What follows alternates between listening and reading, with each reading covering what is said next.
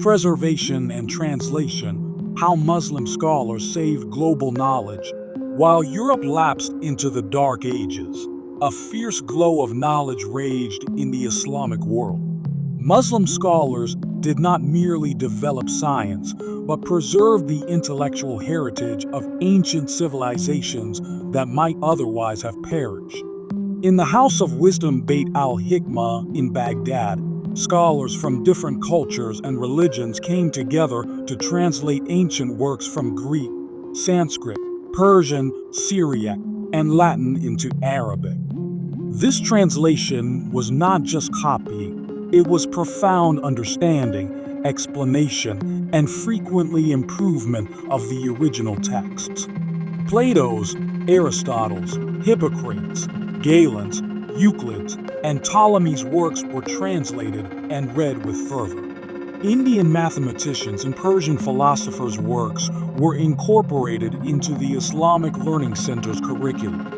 What was so special about this era was the open intellectual environment. Christians, Jews, Zoroastrians, and Muslims collaborated in the quest for knowledge.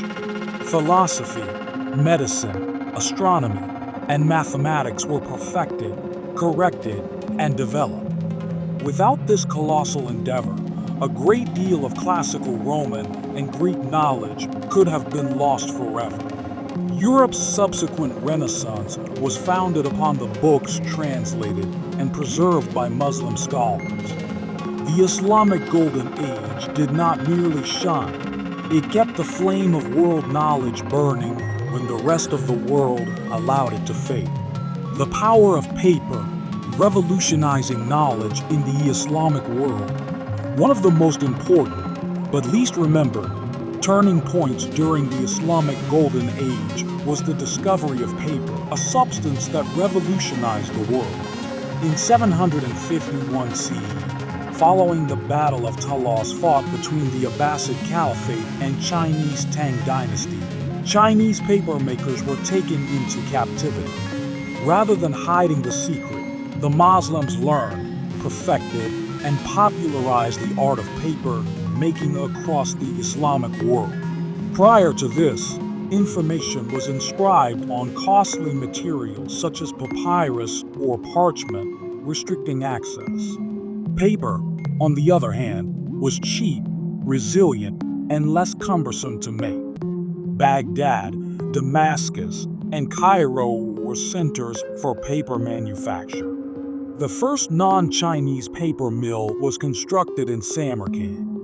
This revolution in writing produced a proliferation in the composition of books, the reproduction of manuscripts, and the establishment of large libraries.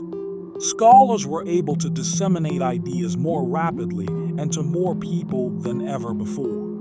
Knowledge was made available not only to elites, but to students, teachers, merchants, and travelers. Thanks to paper, Islamic society was the most literate civilization of its age. Education flourished. Scholarly notes, poetry, commentaries on religion, and medical encyclopedias were penned and archived. This stealthy revolution of paper was the groundwork for everything else. Had it not occurred, perhaps ideas from scholars never would have dispersed or endured. Libraries of light, where knowledge was treasured. Suppose books were greater treasures than gold. Scholars all around the world assembled there, and seeking knowledge was regarded as a divine responsibility. That's exactly what the majestic libraries of the Islamic Golden Age embodied. Perhaps the most famous of all was Beit al-Hikmah, the House of Wisdom in Baghdad. Constructed during the rule of Caliph Harun al-Rashid and enlarged by Caliph al-Mamun, it wasn't merely a library, it was a research center, translation house, and university all rolled into one. Here, scholars translated invaluable works from Greek, Sanskrit, Persian, and Syriac into Arabic. Philosophers, mathematicians, astronomers, and physicians collaborated with each other, comparing concepts, arguing theories, and constructing new knowledge. But the House of Wisdom wasn't solitary. In Cordoba, under the Islamic Spain period, the Caliph al-Hakam II library was claimed to have more than 400,000 books.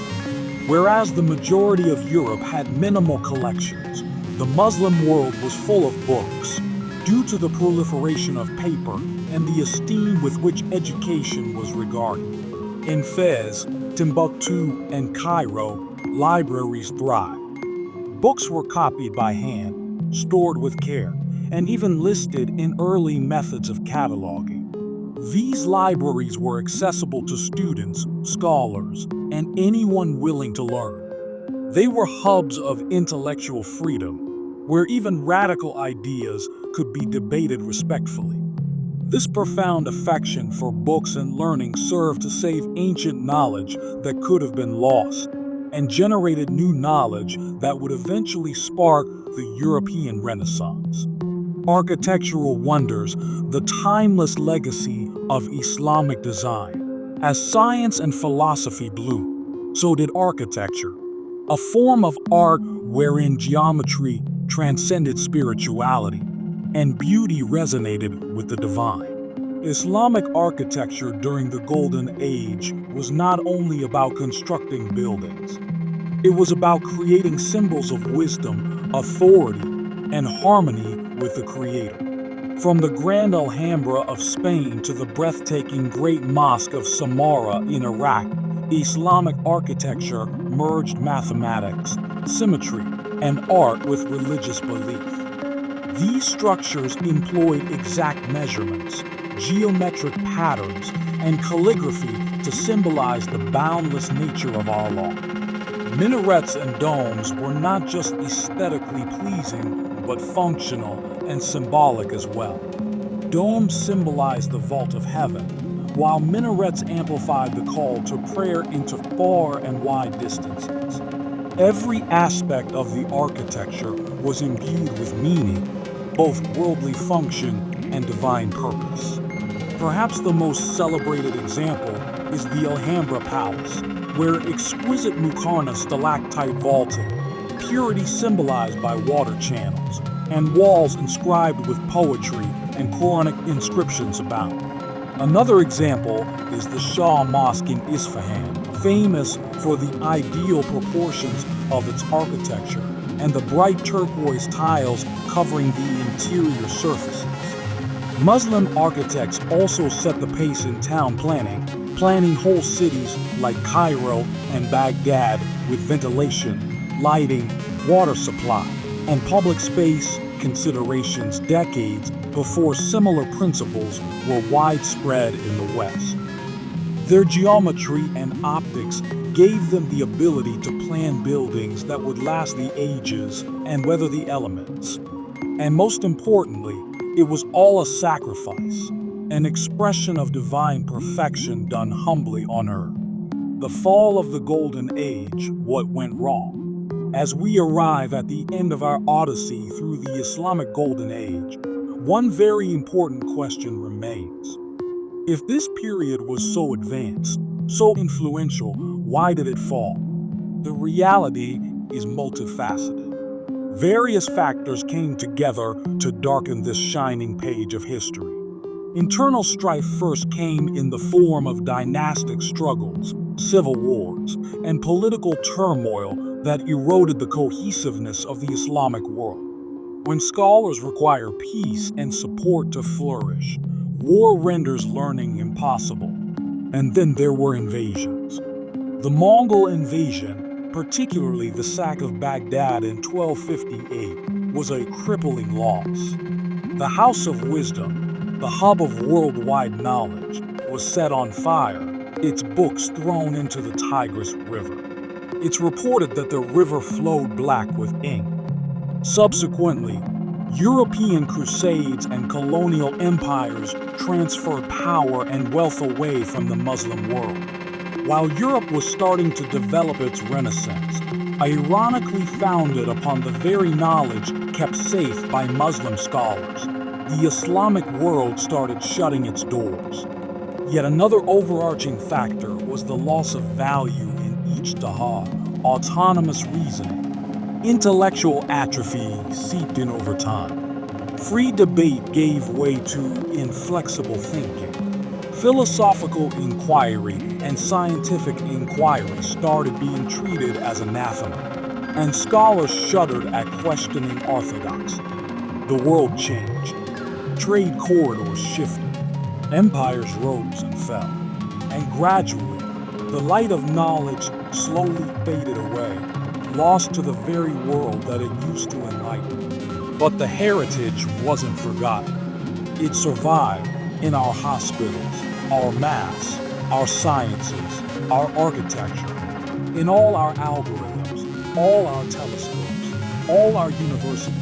There is something of the golden age. The lost treasure isn't merely the past, it's a challenge to the present. A reminder that knowledge is not to be disparaged, that religion and logic can be buddies, and that lost glory may rise again. The echoes of the American dream. With America's ascension to global leadership in the 20th century came its cultural exports, which skyrocketed around the world. Hollywood movies, jazz and rock music, blue jeans, Coca-Cola, and McDonald's weren't merely symbols of consumerism. They were symbolic of freedom, youth, and the mystique of the American dream. And with this came an appetite for access to the lives of those who had it all. Celebrity culture was no longer solely about films and music. It became aligned with national identity, aspiration, and even diplomacy with foreign nations. Marilyn Monroe was now a symbol of glamour and rebellion. Elvis Presley was no longer a singer.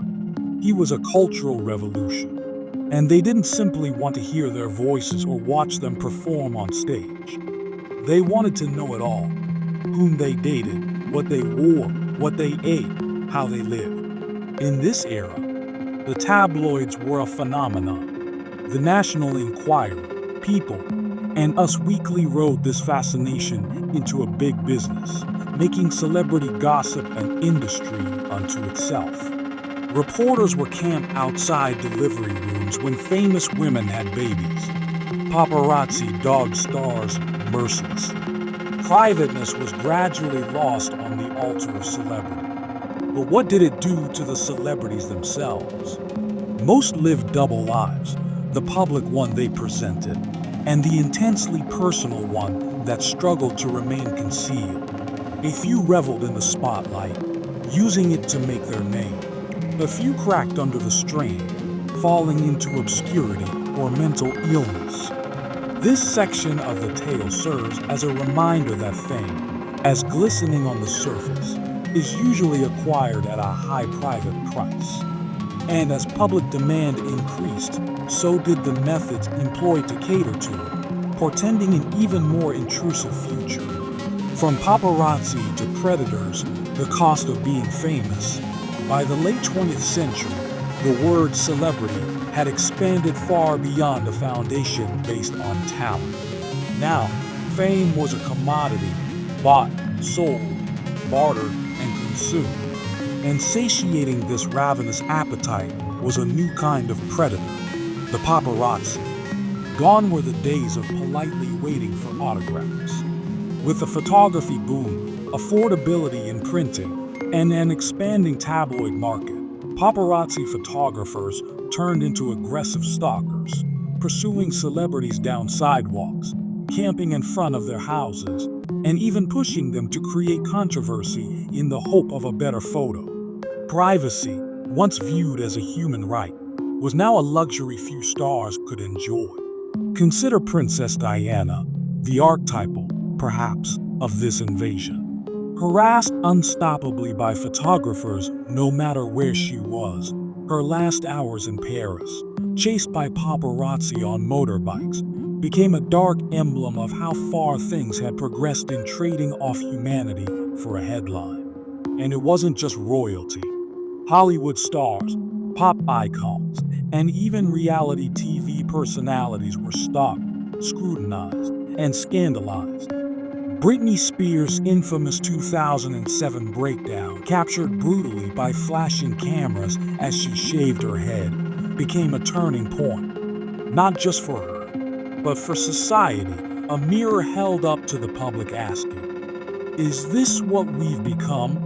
But there was another layer playing out, monetizing gossip.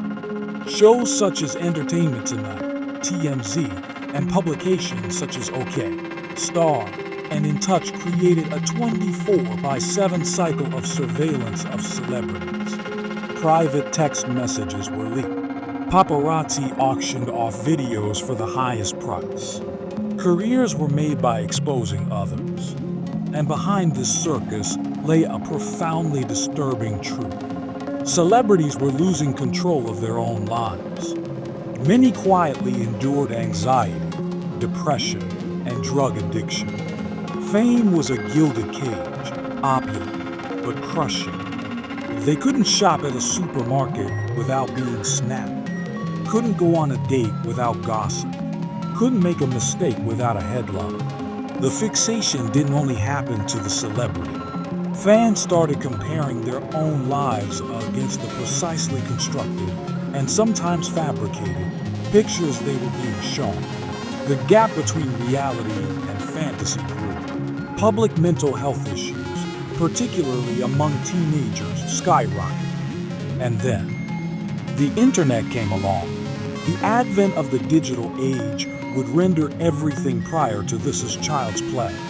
The boundaries of private and public, real and artificial, would be blurred, and the machines monitoring us would never sleep.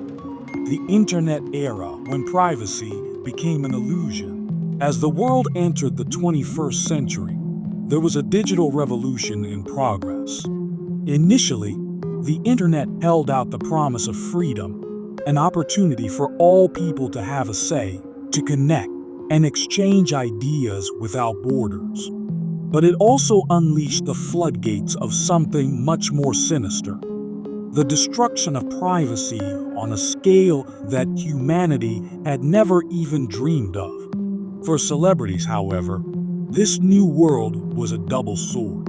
Sites like YouTube, Twitter, Facebook, and eventually Instagram enabled stars to address fans directly, avoiding the gossip mags and tabloids. They were able to tell their own stories, share their own truths, and shape their own image for the first time.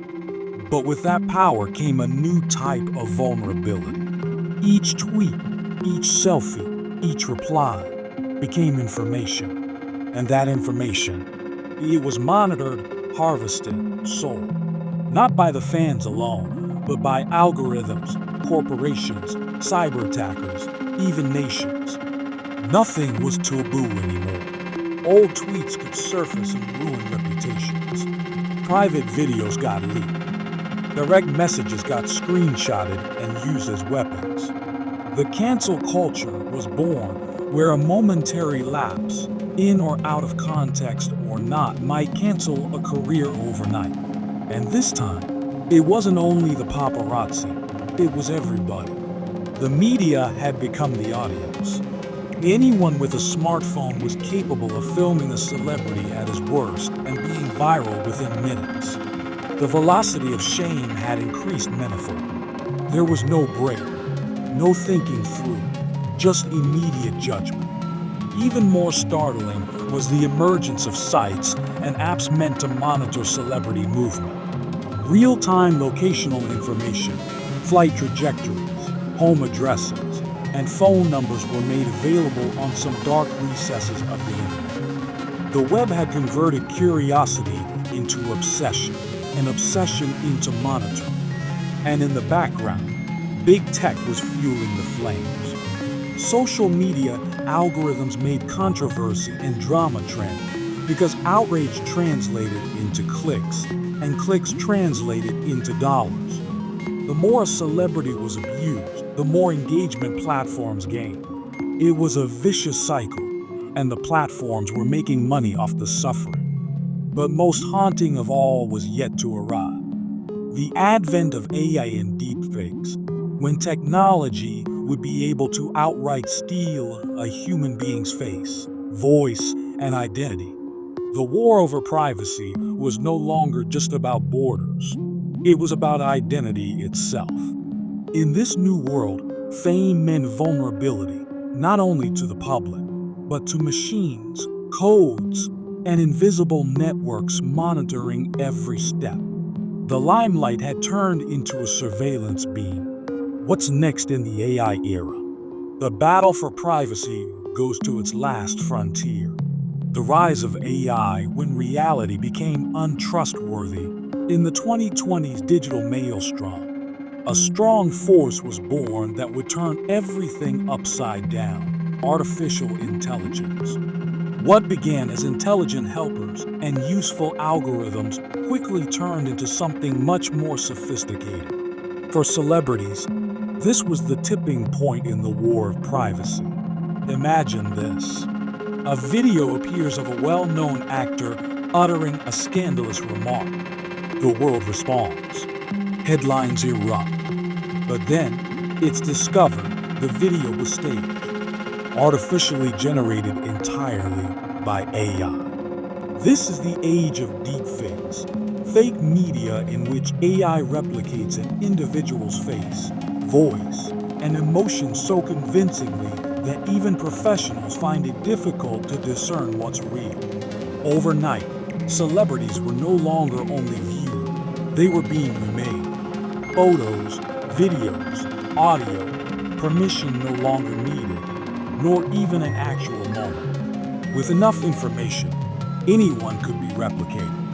Hijacked voice here, a face scan there, an AI model fed on hundreds of open interviews. And voila, an imposter scandal is created, or a fake endorsement, confession, or crime. The implications: chilling.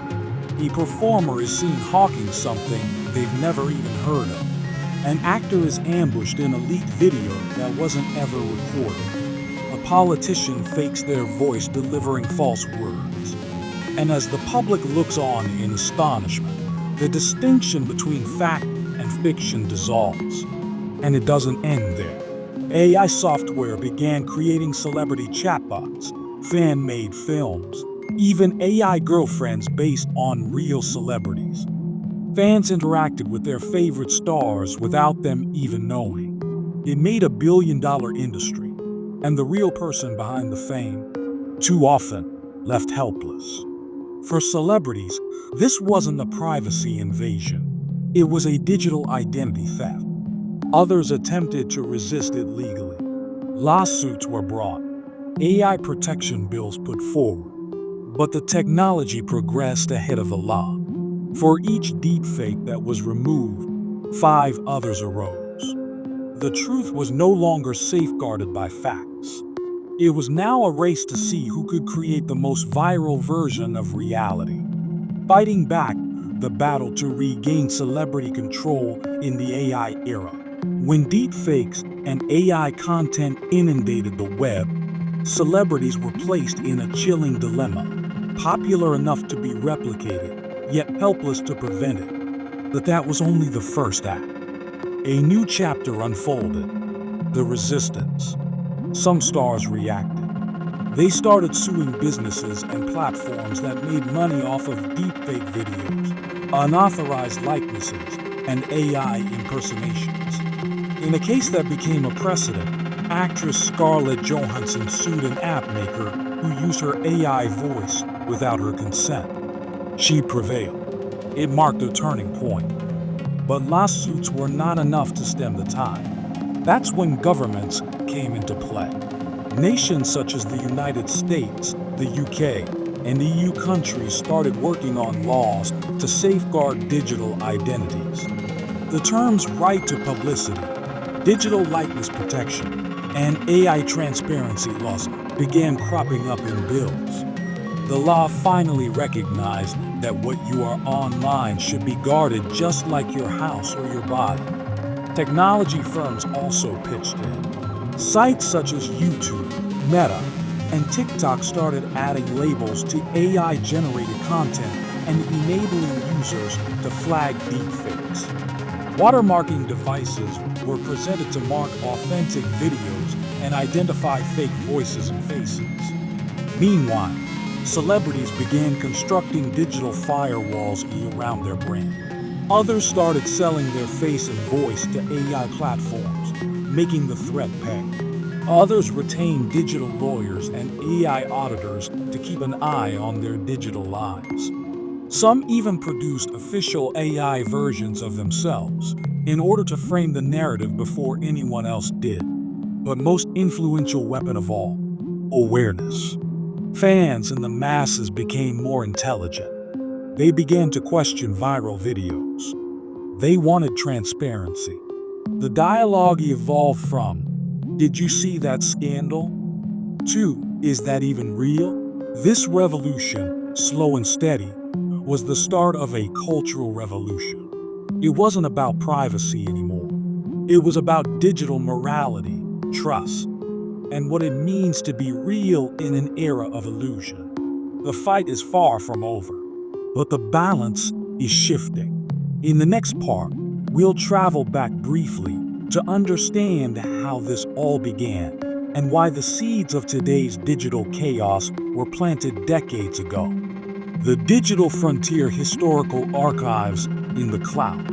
As the internet expanded beyond its original shape in the late 1990s and early 2000s, a silent revolution was underway, one that would change the way humanity stored, accessed, and engaged with its past. The world was entering the digital frontier, and the past was along for the ride. Organizations all over the world started scanning old texts, rare manuscripts, and historical documents. The British Library, Vatican Archives, and universities from Oxford to Harvard started huge digitization programs. Their aim? To preserve delicate documents for eternity and put them within reach of anyone, anywhere, at any time. The outcome was breathtaking. Islamic, Greek, Roman, Chinese, and African writings of centuries past, previously inaccessible in glass cases or vaults, now sat at the fingertips of anyone with an internet connection. Students in Nairobi could study the same manuscripts as students in New York. Researchers in far-flung villages could access information previously the domain of prestige institutions. This democratization of history opened up new voices and new findings. Previously forgotten historians were brought back into prominence. Hidden figures in past empires were revealed. Even ordinary people became digital archaeologists, digging through public archives and publishing findings on forums, blogs, and YouTube. The cloud became the new library of Alexandria, boundless, stateless, and hard to burn.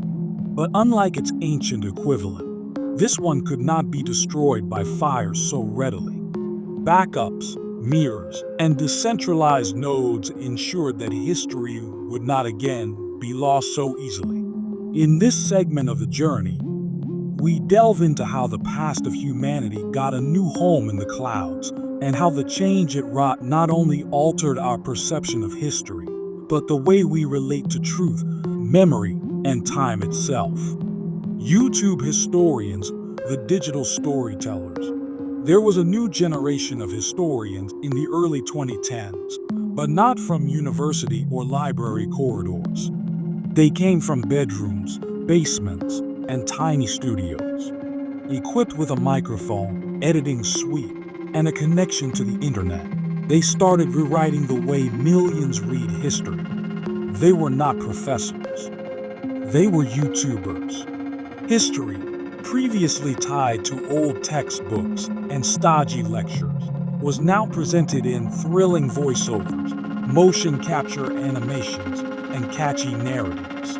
Channels such as Crash Course, Oversimplified, and Kings and Generals presented subjects such as the Roman Empire, World War I, or the Cold War in ways that were as thrilling as Hollywood blockbuster films. This democratization created varied voices. Women throughout history, Islamic civilization, African empires, native tales, all had a voice now. History was not just being scripted by the conquerors anymore. Now it was being rewritten by inquisitive minds across the world. YouTube historians connected with people in a way that traditional media couldn't. A 15-minute video might reach millions of views, provoke debates, inspire school assignments, or even question established assumptions. But more importantly, they welcomed their audiences to join in, to comment, to correct, to add sources, and to become part of the narrative. These storytellers weren't just preserving the past, they were reimagining it for the digital age. By making history personal, visual, and accessible, they made the past feel alive again. We honor in this chapter the arrival of these digital historians and their surprising revolution. They demonstrated that history needn't be dull. With the appropriate voice and some passion, it can be one of the world's most powerful instruments. Podcasts and the audio renaissance of history. While the world became more hectic and screens overwhelming, people resorted to a more personal, traditional channel, sound. History podcast popularity in the late 2010s made storytelling return to its origins, the human voice. Podcasts such as Hardcore History by Dan Carlin revolutionized long-form history into an immersive audio experience.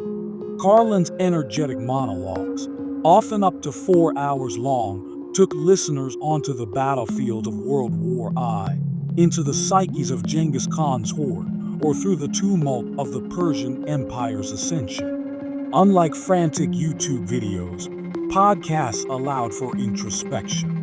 People listened during commutes, cooking, workouts, or drifting off to sleep.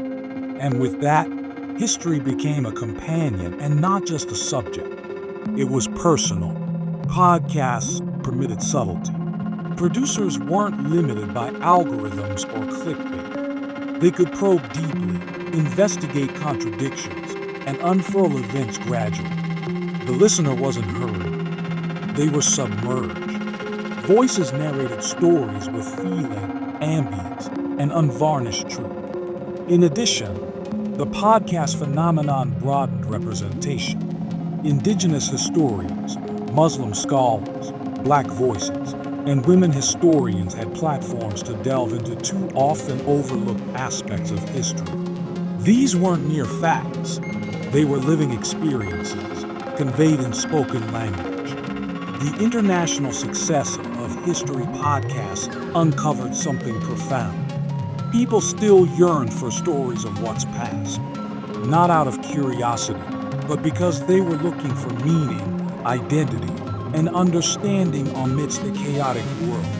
Here during this era of the digital revolution, the past wasn't merely retold. It was heard, felt, and toted around on earbuds worldwide. Secondly, we delve into how documentaries changed in the streaming era, and how platforms such as Netflix contributed to the renewed interest in history on a global level. History on demand, the streaming revolution, and global curiosity.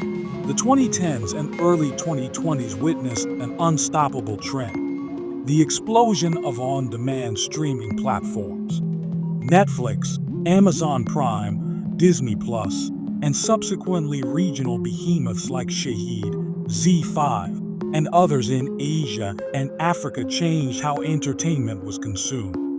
But one unexpected genre gained new life with this revolution: historical dramas and documentaries. Gone were the days of history being relegated to cumbersome VHS tapes or school films. Now, with a few taps on the screen, people could delve deeply into ancient Rome, the Ottoman Empire, the lives of obscure queens, or the origins of world wars, all in their living rooms whenever they please. Streaming networks realized that individuals didn't merely desire facts, they desired experiences. And history, when presented correctly, is the most cinematic experience of all. Shows such as The Crown, Vikings, Rise of Empires, Ottoman, and the Last Tsars blended rich images with engaging storylines.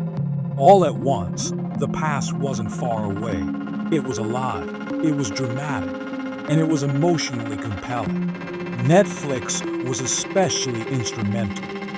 By providing subtitled and dubbed material worldwide, it broke down language and cultural barriers. A Turkish period drama might go viral in South America. A Korean period drama might get people curious in France. The world was watching and learning together, episode by episode. While that was happening, streaming documentaries also changed. History, with programs such as Explain History, Secrets of the Saqqara Tomb, or Hitler's Circle of Evil, was no longer dry and formal. It was quicker, visually enriched, and intense. Producers incorporated contemporary editing, computer graphics, reenactments, and commentary from specialists to turn even the most challenging periods into consumable and thrilling fare. Significantly, diversity of narrative grew. Eurocentricity was no longer history. African civilizations, Asian empires, South American revolutions, and indigenous history started to get the spotlight. Streaming provided platforms for views long ignored or ostracized. But the greatest influence of the streaming era was perhaps curiosity. Audience members who had seen a dramatized series would search for actual events afterwards.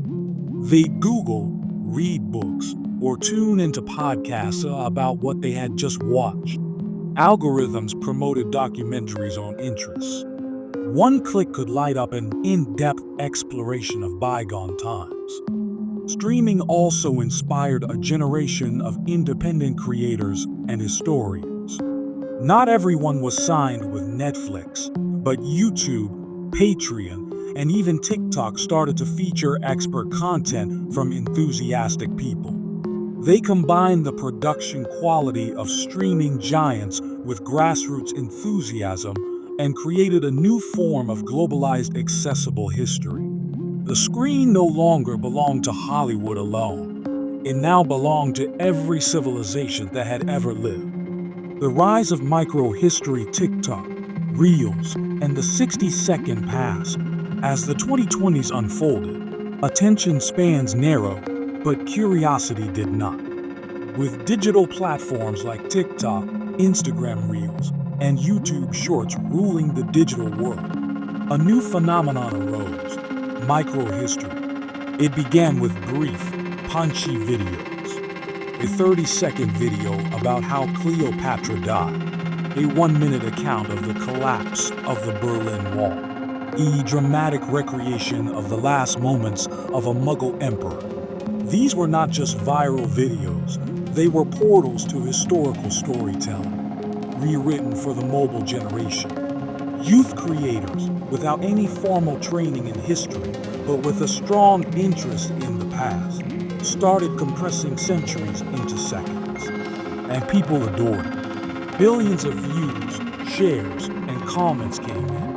Hashtags such as #HistorITalk, #DidYouKnow, and #Historical Facts went trending across the world. Even educators began using them to complement lessons in class. Why microhistory was different wasn't its concision, it was its passion and imagination. Background music, on-screen text, facial expressions, and costumes all combined to bring forgotten moments to life. A teenager in Jakarta could educate about the Black Death. A girl in Cairo could condense the fall of Andalusia. A boy in Texas could act out a speech by Abraham Lincoln, all from the comfort of their own bedroom. Notably, microhistory also made knowledge democratic. You no longer required a studio, a publisher, or an academic degree to disseminate historical observation. You just required a phone, a fact, and some storytelling wizardry. This movement also rekindled interest in the lesser-known individuals and happenings. Forgotten soldiers, unsung women, native heroes, and colonized voices gained platforms in ways never previously witnessed. History was no longer merely about kings and empires for the first time. It was about all of us. And these brief videos tended to act as an introduction. Following a micro-history video, audiences would go on to watch long-form documentaries, read books, listen to podcasts, even take online courses. The micro was followed by the macro. Governments, museums, and schools started to sit up and take notice. Many created campaigns on these sites to engage with young generations, mixing entertainment and learning in innovative new ways. The role of historian and influencer blurred. But with this elevation came challenges, misinformation, oversimplification, and out-of-context narratives. It was important that creators and consumers alike check their sources and search for truth behind the trends. But one thing was certain: history had gone viral. The past had a new address in the present, on the screens we scroll through daily. History reimagined the rise of AI, deepfakes, and virtual time travel. As technology advanced, history no longer only was explained, history was lived. With artificial intelligence, deepfake technology, and virtual reality, boundaries between past and present started to dissolve in unprecedented and also problematic fashion. Picture Abraham Lincoln giving the Gettysburg Address, not as blurry black and white photographs, but as realistic 4K video. His voice synthesized by AI from letters and ancient accounts. Walking down the bazaars of medieval Baghdad in complete 3D, with market noises and hearing scholars argue in the House of Wisdom, all from your couch. It wasn't science fiction. AI platforms by the mid-2020s were capable of recreating faces, voices, and historical scenes with breathtaking realism. Forgotten individuals were brought to life on photographs. Dead leaders' voices were cloned. Civilizations were reconstructed in virtual worlds. These experiences transformed learning. Students no longer just read about history, they could live it. Museums launched holographic exhibits. Teachers used virtual reality headsets to take students on digital field trips to the pyramids or the trenches of World War I. Even casual history fans could use apps to see what historical figures might have looked and sounded like. But with these stunning possibilities came serious questions. If we use AI to remake a historical figure, are we paying tribute to their legacy or warping it? If a deepfake of a well-known speech is posted and becomes viral, does it still qualify as history if the words were altered ever so slightly? Who gets to determine what is real and what isn't? And then there was the ethical question. Should we bring back anyone? What if the technology was applied to disseminate falsehoods about the past, or to resurrect dictators and war criminals in manipulative forms? Other historians hailed the technology as a strong tool for engagement and empathy, while others cautioned about historical disinformation and emotional manipulation. Tech firms started teaming up with historians and universities to authenticate content, provide disclaimers, and inform users about the distinction between reimaginings of history and actual history. Nevertheless, the genie was out of the bottle. But something was beyond dispute. The way we experience and perceive history was forever altered. The distance between past and present diminished, not only through fact and date, but through faces, voices, and interactive journeys that brought history to life. When history became a game, the rise of historical storytelling in gaming, by the late 2010s and early 2020s, something remarkable occurred. Video games, hitherto regarded as mere entertainment, began to be a serious instrument for learning about and researching history. No longer were they merely about blasting aliens or driving cars. Now they were rich, immersive, and meticulously historical experiences. Games such as Assassin's Creed, Age of Empires, Call of Duty, World War II, Total War, and Kingdom Come Deliverance started ferrying players into painstakingly recreated yesteryears. They were not fantasy histories. These were created with the advice of historians, archaeologists, and cultural specialists. In Assassin's Creed Origins, players delved into ancient Egypt, not just battling foes, but strolling through colorful cities, temples, and bazaars. With the game's Discovery Tour mode, combat was eliminated altogether so that players could study history in a serene, museum-like setting, guided by experts. Total War allowed players to control ancient Roman legions or medieval armies, learning true military tactics, diplomacy, and empire-building techniques. Kingdom Come reconstructed 15th century Bohemia with meticulous detail, including clothing motifs, religious practices, and regional politics. These games attracted millions of young individuals who would have otherwise never read a history book. The players spend hundreds of hours studying societies, wars, architecture, and philosophy, all while being immersed in action and story. This transformation, however, raised several important issues. How realistic were the representations? Could the distinction between entertainment and learning get too fuzzy? Though developers usually added disclaimers and back-of-the-book documentation, some feared that creative freedom would confuse players.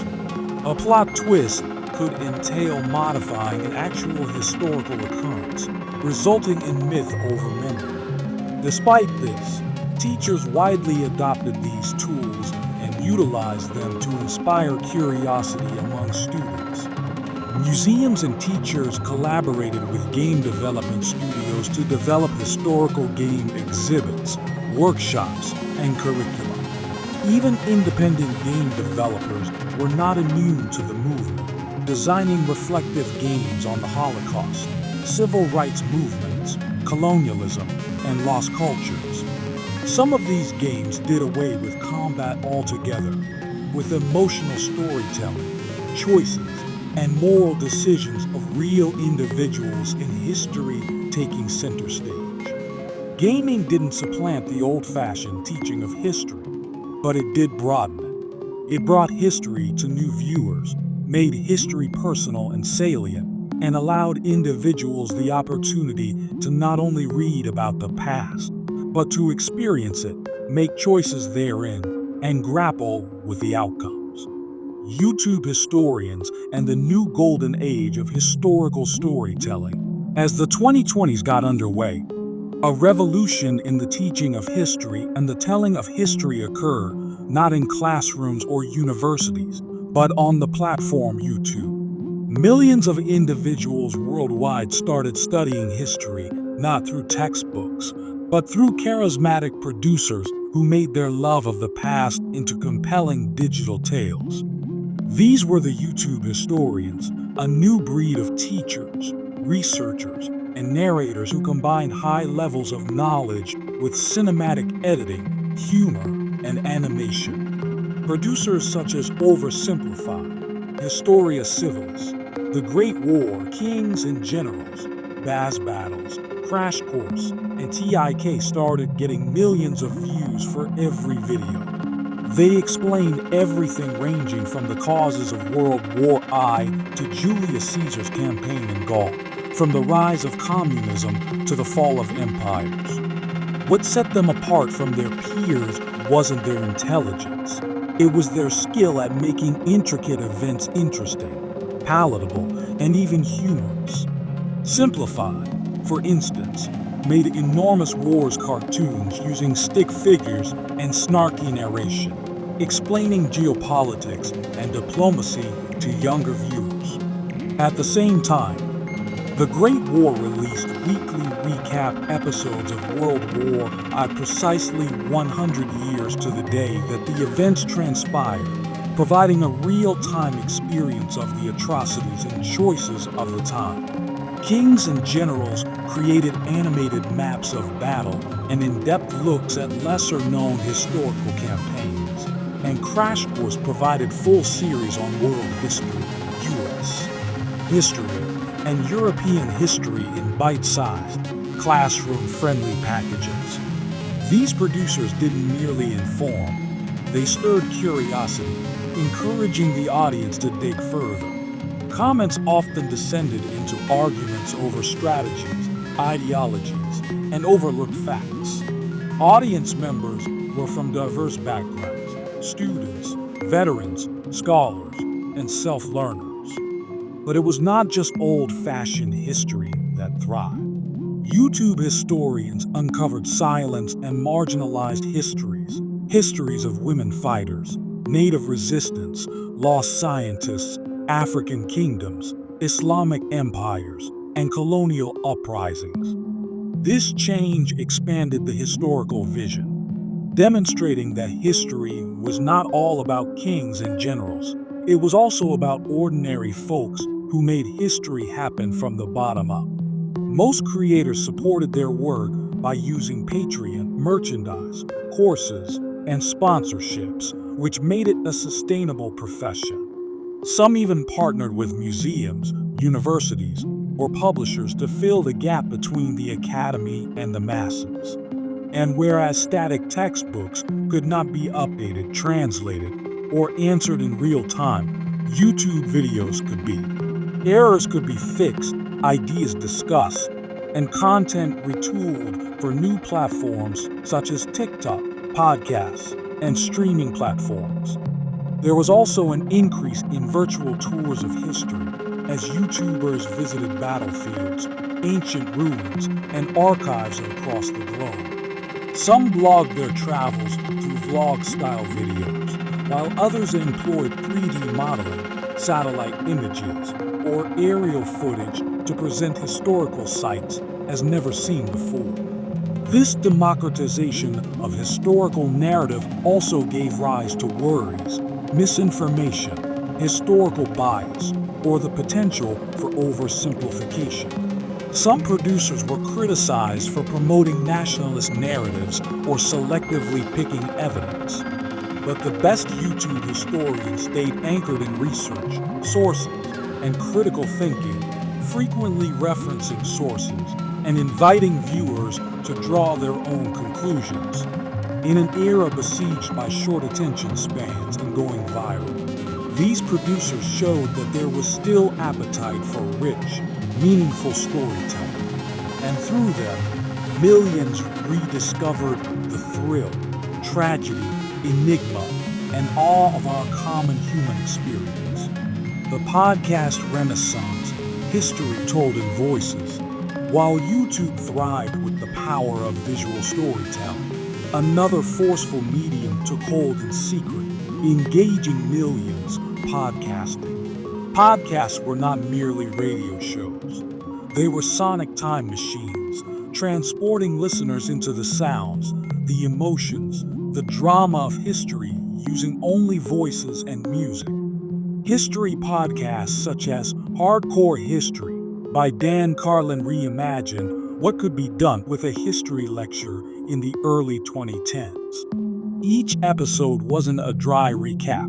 It was a dramatic monologue, at times running 4 to 6 hours, presenting history with an intensity that was akin to a one-man epic film. His series Blueprint for Armageddon on World War I had millions clinging to every word. Dan Carlin wasn't an academic, but his narrative made listeners feel like they were in the trenches, alongside generals, and witnessing empires fall. There were other breakthrough podcasts.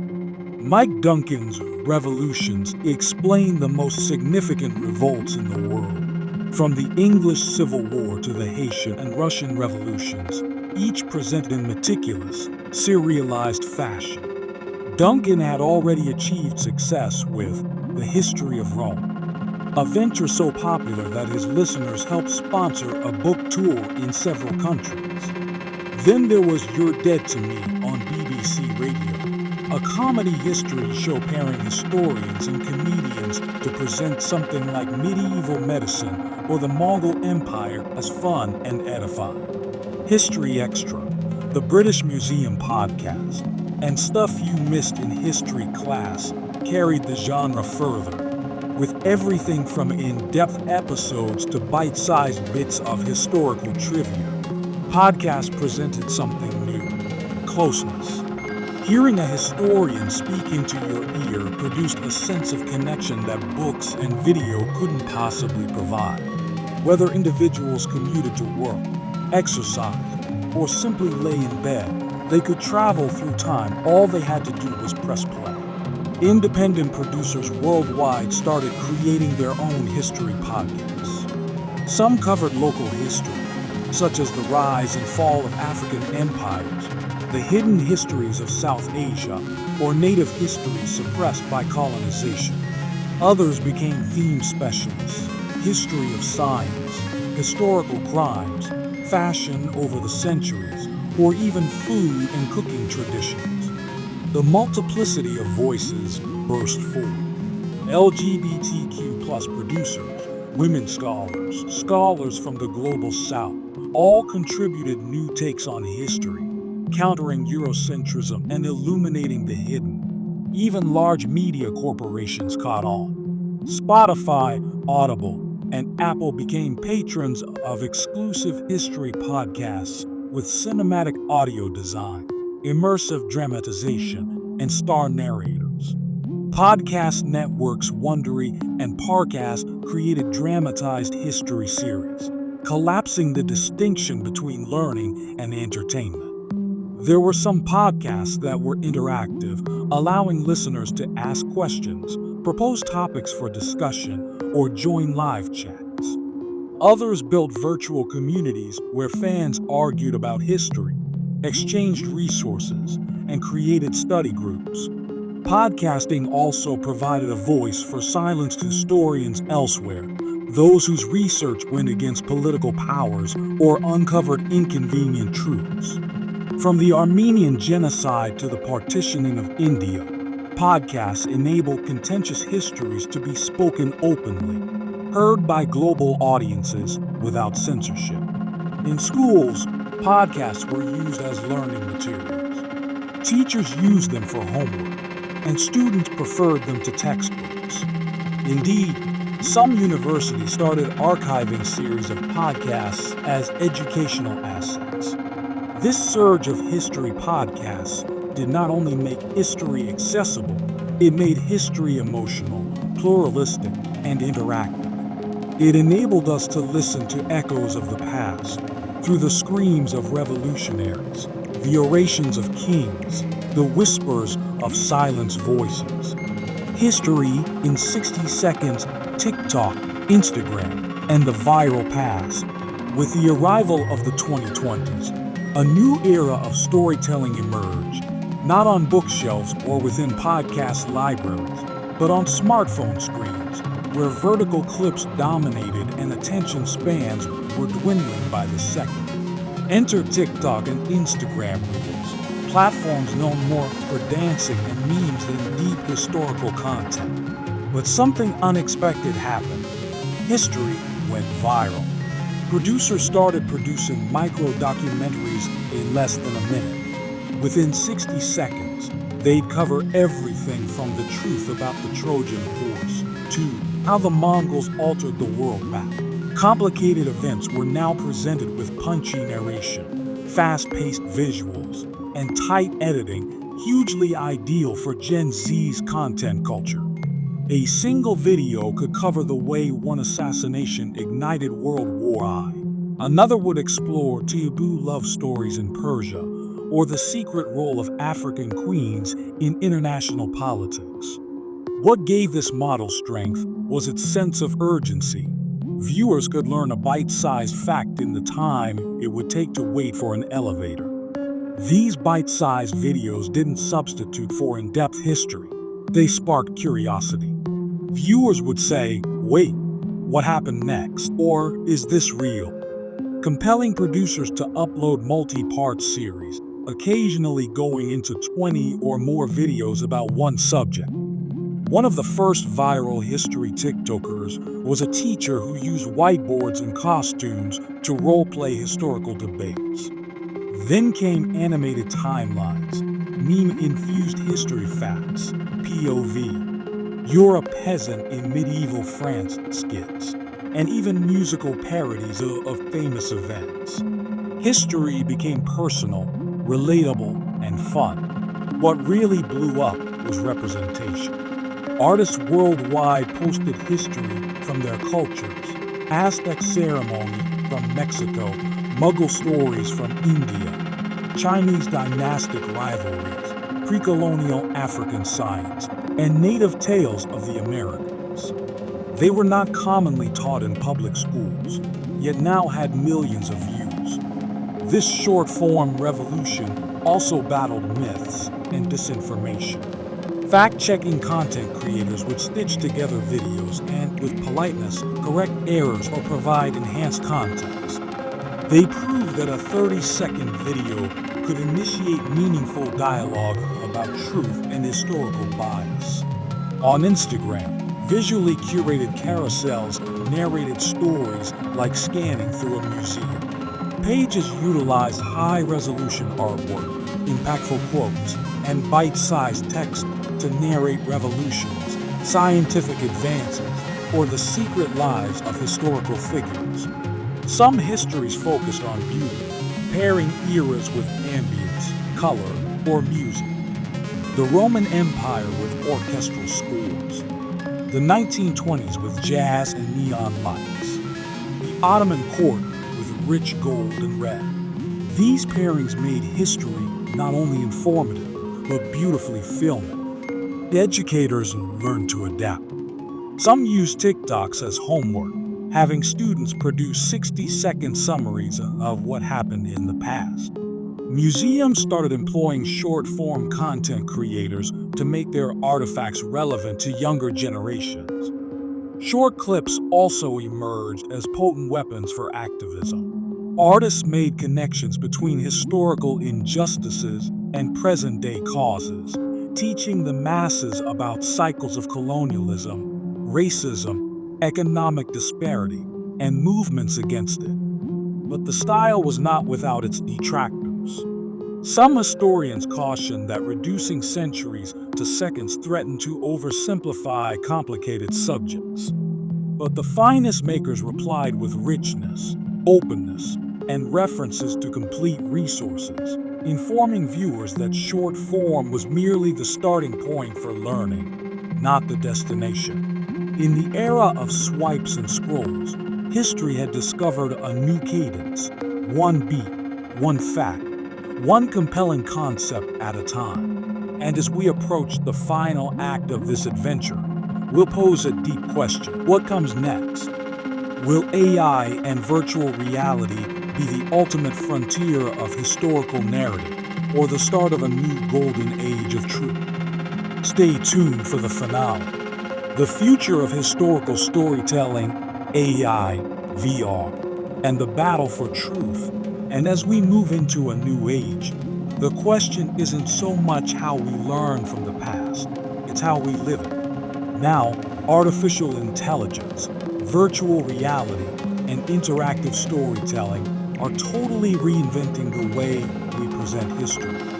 We're not merely reading or viewing, we're experiencing the past. Picture strolling through Baghdad streets during the Islamic Golden Age. Not in your mind, but through VR glasses, where each street, each market stall, each scroll in a scholar's hand is recreated from historical research. You can hear scholars arguing algebra, see doctors in ancient hospitals, or see architects designing minarets, all in real time. That's the beauty of virtual reality history, and it is already occurring. Museums and individual artists are employing VR to rebuild ancient cities, vanished cultures, and historic moments. You can be on the Titanic's deck, stroll through Pompeii ruins, or join Martin Luther King Jr.'s "I Have a Dream" speech. But suppose you could also ask questions while you're there. AI friends, which have been taught tens of thousands of ancient documents, are now virtual tour guides. You can stroll along the Colosseum and ask, "What was this used for?" and receive a historically correct answer from an AI Roman citizen. These machines don't merely provide facts, they narrate, clarify context, and even portray emotions from the past. In the classroom, AI-created simulations are enabling students to live through history, not as bystanders, but as actors.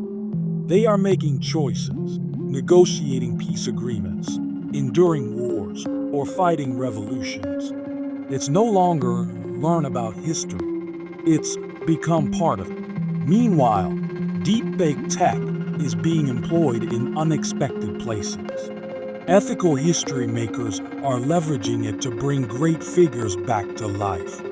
Picture viewing a video in which Abraham Lincoln delivers the Gettysburg Address in his own voice, or Cleopatra gives her explanation of her union with Julius Caesar. These videos are visually compelling and emotionally affecting, but they also pose legitimate questions about how real and how fake they are. Because power brings risk. The more AI expands, the greater is the risk of historical manipulation.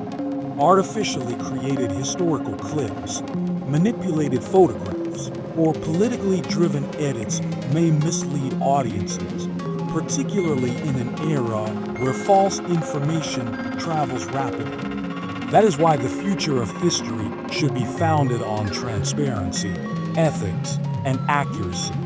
Content creators now have a new obligation to use AI not to rewrite the past, but to uncover it more transparently. History enthusiasts, students, and teachers are also resisting sensationalism. They crave a diverse, inclusive, and authentic kind of storytelling, ones that feature indigenous perspectives, women, colonized countries, and hidden communities previously scrubbed from textbooks. The future of storytelling about history will not be penned by one hand, but co-created by humans and computers together. And as we look to the future, one thing remains true. History is not dead. It's alive. It's changing. And now, more than ever, it requires protectors. Protectors who don't merely recall the past, but safeguard it, narrate it, and hand it down in dignity. For the tale of how we told history is itself part of history. The end.